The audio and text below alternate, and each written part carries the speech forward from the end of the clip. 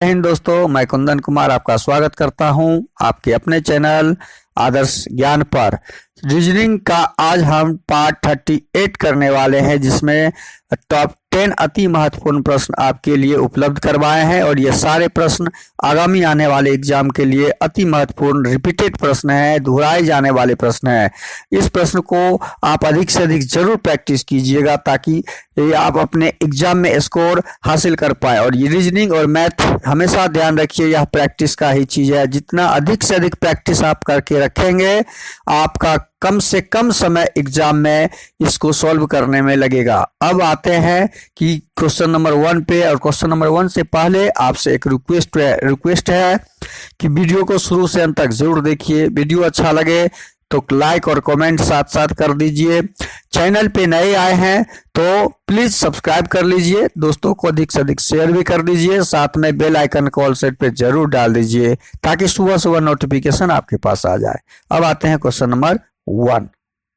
चंद्रमा, सूर्य और पृथ्वी। चंद्रमा, सूर्य और पृथ्वी दुनिया का ऐसा शब्द है, ऐसा नाम है और ऐसी चीजें हैं जो यूनिवर्स है। यूनिवर्स का मतलब होता है एक ही होता है दुनिया में, ब्रह्मांड में एक ही होता है चंद्रमा, एक ही सूर्य भी है और एक ही पृथ्वी भी है। तो इसलिए ये यूनिवर्स की चीजें हैं, यूनिवर्सल हैं और जो एक एक ही होते हैं। तो इसका जब भी डायग्राम बनेगा तो हम चंद्रमा का अलग बनाएंगे। ये चंद्रमा का बनेगा, ये चंद्रमा हो गया।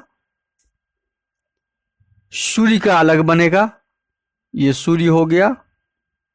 और पृथ्वी का अलग बन जाएगा। पृथ्वी को हम लोग कौन सा ग्रह कहते हैं? पृथ्वी को ब्लू ग्रह भी कहते हैं। तो पृथ्वी का अलग हो जाएगा।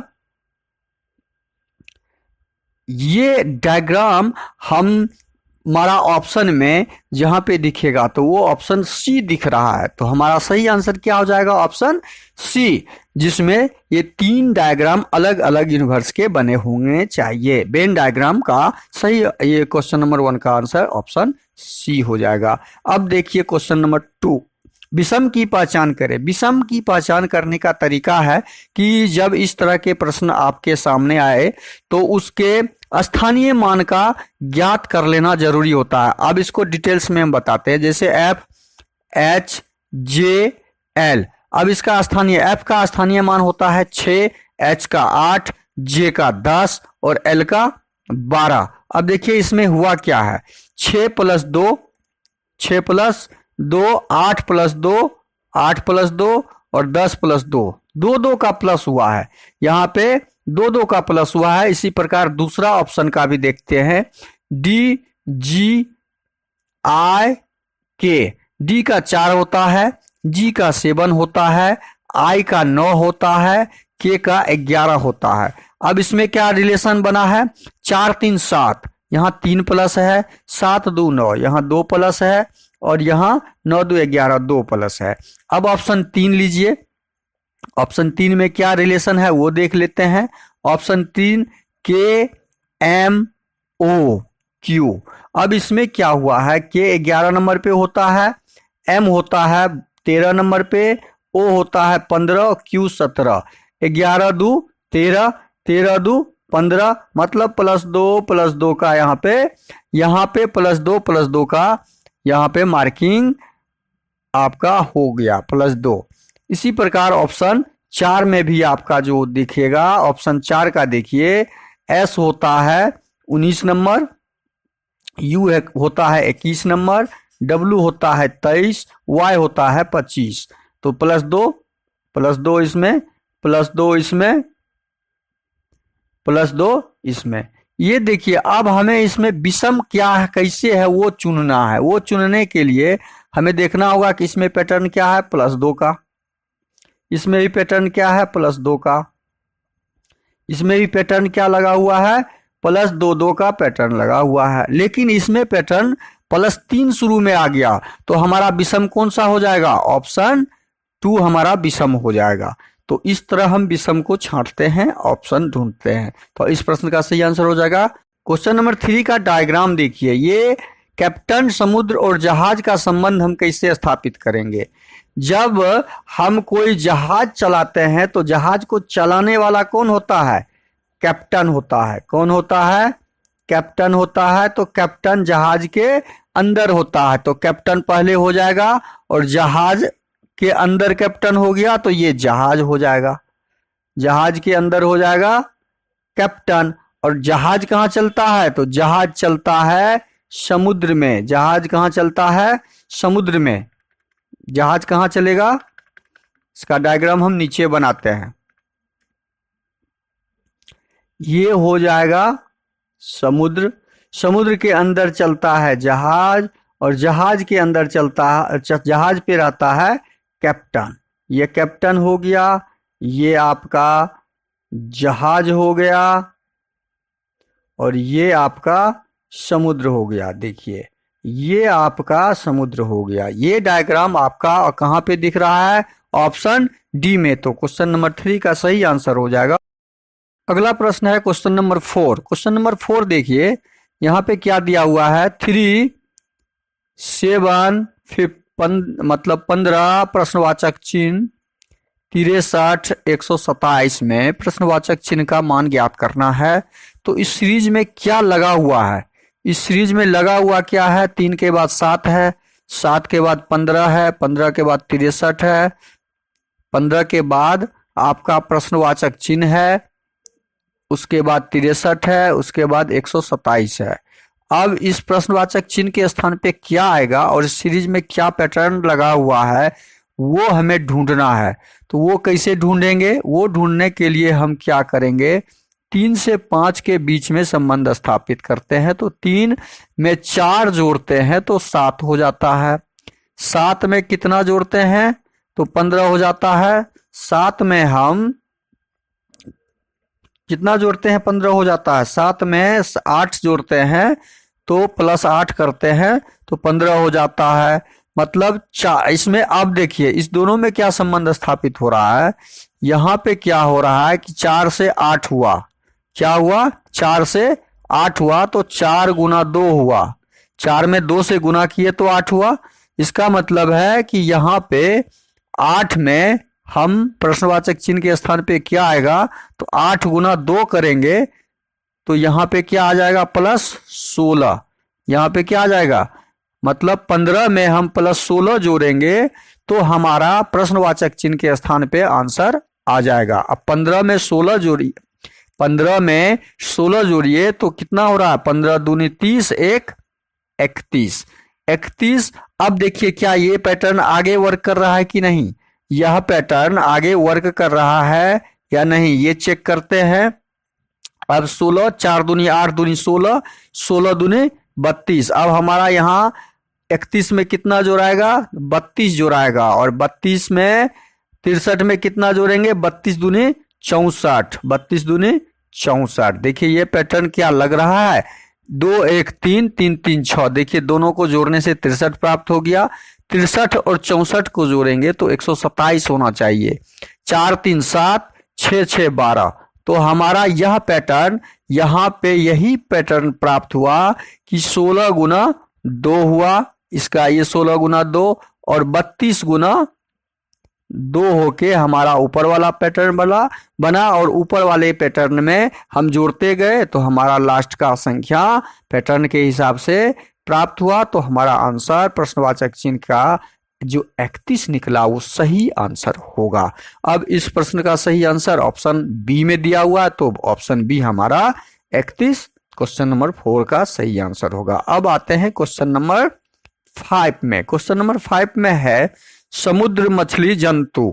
समुद्र मछली और जंतु में क्या संबंध बनेगा जिसका वेन डायग्राम हम आसानी से बना सकते हैं। देखिए आसानी से बनाने के लिए पहले हम समुद्र का बना लेते हैं। ये समुद्र का यदि डायग्राम है, ये समुद्र का डायग्राम है, शॉर्ट में ही लिखते हैं।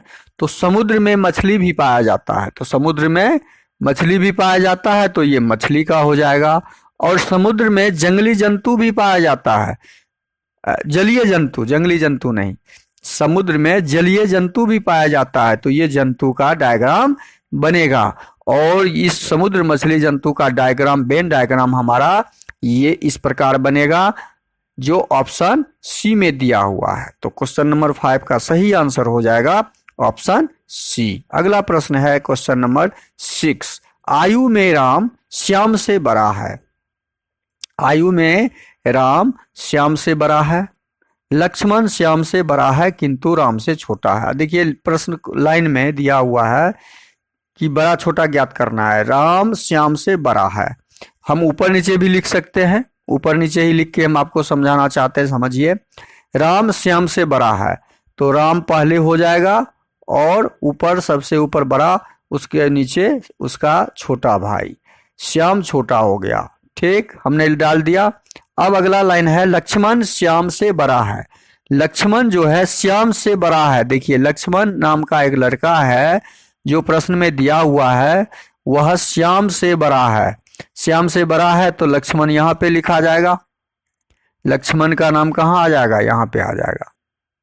हमने लक्ष्मण का नाम लिख दिया, लक्ष्मण का नाम हमने लिख दिया। अब क्या दिया है, अगला लाइन बड़ा है किंतु राम से छोटा है, तो राम से छोटा दे दिए हम नीचे। हनुमान हरि और श्याम दोनों से छोटा है। हनुमान है जो श्याम से भी छोटा है और हरि से भी छोटा है, इसका मतलब हरि यहां आ जाएगा। श्याम से भी छोटा है और हरि से भी छोटा है तो हनुमान नीचे आ जाएगा। हनुमान। हम प्रश्न के अनुसार क्रम को सजा लिए। अब प्रश्न में पूछा क्या जा रहा है, सबसे छोटा कौन है। सबसे छोटा तो यहाँ हमारे पास हनुमान जी ही देख रहे हैं, तो इस प्रश्न का सही आंसर हो जाएगा सबसे छोटा, सबसे बड़ा राम हो जाएगा और सबसे छोटा हनुमान है इस प्रश्न के क्रम के अनुसार। तो ऑप्शन 3 क्वेश्चन नंबर 6 का सही आंसर हो जाएगा।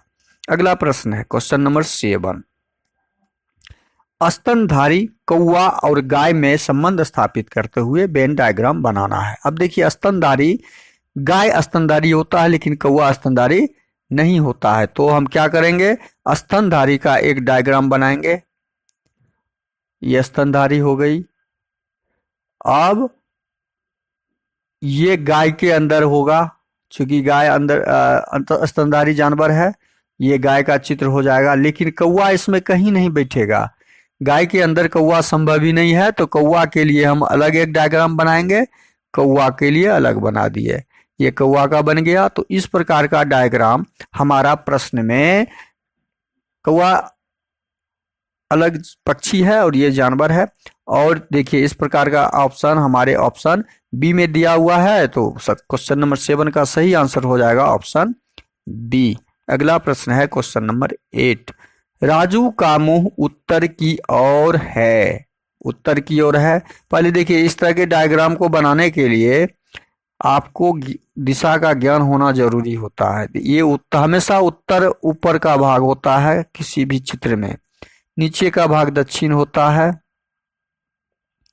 दायां भाग पूरब होता है और बायां भाग पश्चिम होता है।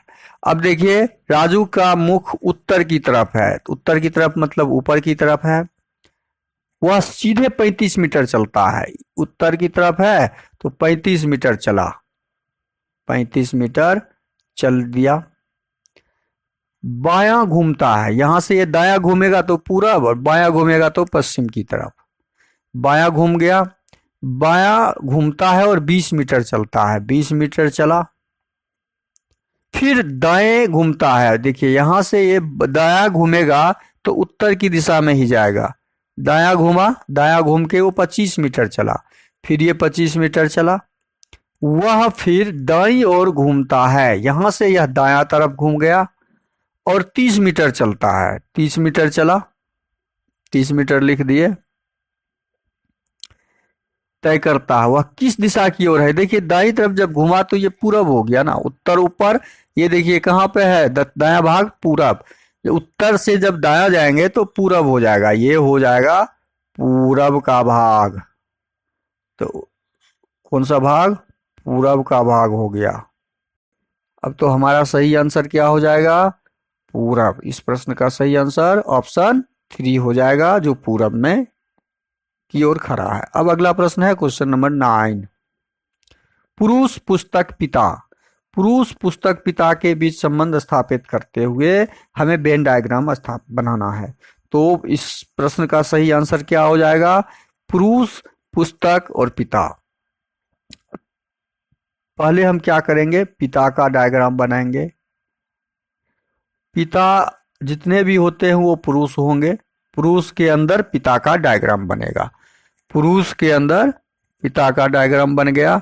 लेकिन पुस्तक, पिता और पुरुष के अंदर बीच में कोई रिलेशन नहीं है पुस्तक का। पुस्तक एक निर्जीव पदार्थ हो गया, तो पुस्तक का अलग हम डायग्राम बना लेंगे।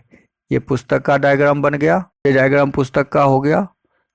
तो इस प्रकार का डायग्राम हमारा ऑप्शन बी में दिख रहा है। तो इस प्रश्न का सही आंसर ऑप्शन बी हो जाएगा। अगला प्रश्न है क्वेश्चन नंबर 10, लुप्त संख्या को ज्ञात कीजिए। देखिए लुप्त संख्या यहाँ पे दी गई है, प्रश्नवाचक चिन्ह के स्थान पे क्या आएगा उसे ज्ञात करना है। इस प्रश्न का सही आंसर ढूंढने के लिए पहले हम क्या देखते हैं कि वर्ग है संख्या या वर्ग, पूर्ण वर्ग है या घन है।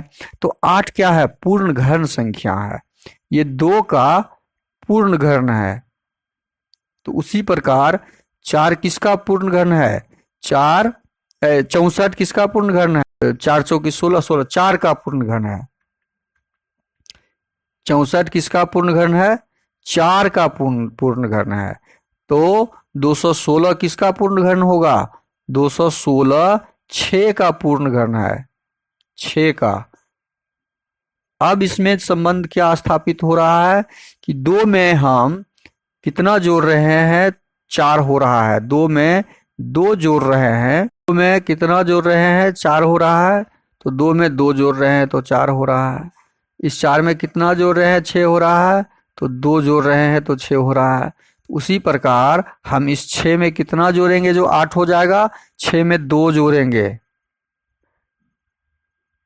तो हमारा यहाँ पे आंसर क्या हो जाएगा? 8 का घन। और 8 का घन क्या होता है? 8 का घन। 8 का घन जब निकालिएगा 8 गुने 8 निकालिए, 8 8 64, 64 8 64 और 8 को गुना कीजिएगा तो 512 होगा। गुना कर लेते हैं। 8 चौके 32, 3 8 छके 48, 3 51। देखिए 512 आया।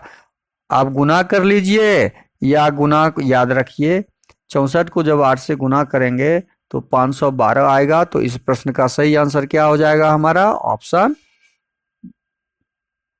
512 आएगा। तो इस प्रश्न का सही आंसर ऑप्शन बी हो जाएगा। ये पैटर्न हमने कैसे ढूंढा? पैटर्न केवल ढूंढिए कि हमने जो बनाया आंसर, यह 2 का घन था, ये 4 का घन था। इसको एक बार और समझ लीजिए। क्या है? पूर्ण घन संख्या है। 8 क्या है? पूर्ण घन संख्या है। 64 क्या है? पूर्ण घन संख्या है।